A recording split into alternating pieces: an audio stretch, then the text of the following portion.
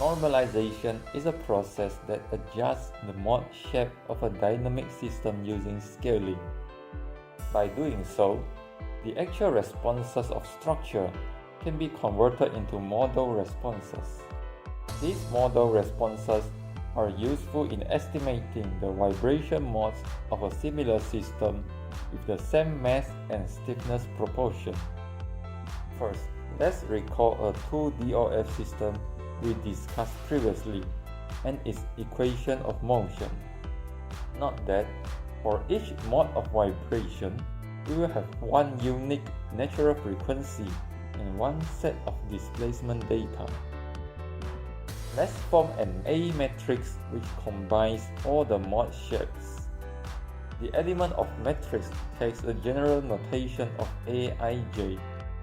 I is the row number index that represents the index of the mass component, while J is the column number that represents the mode number.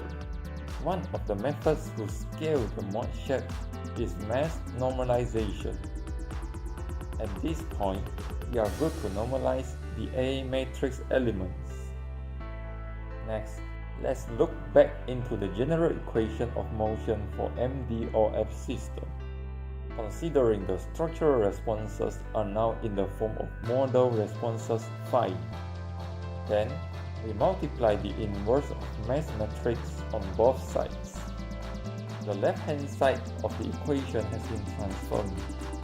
After we rearrange the equation, we can compare it with the matrix expression that introduces eigenvalue and eigenvector.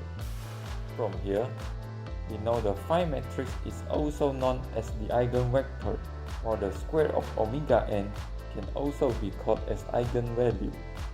Back to the equation of motion again. Now, we move the m and phi matrices to the other side.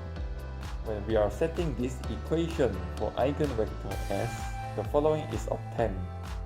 Next, we multiply both sides of equation with the transpose of phi matrix for eigenvector r.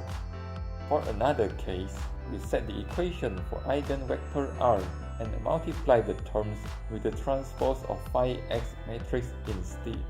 The only difference is we then transpose the entire equation.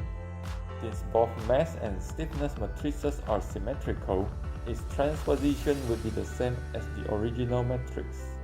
Let's subtract equation 2 from equation 1. We then proceed with simplification. Knowing the value of omega s squared minus omega r squared should not be 0, we have reached to the conclusion where the multiplication of phi r transpose mass and phi s is 0. In expanded matrix form, it looks like this. This operation can be described using one general formula.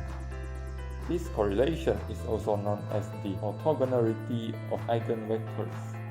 Let's look into our example of the mass normalization.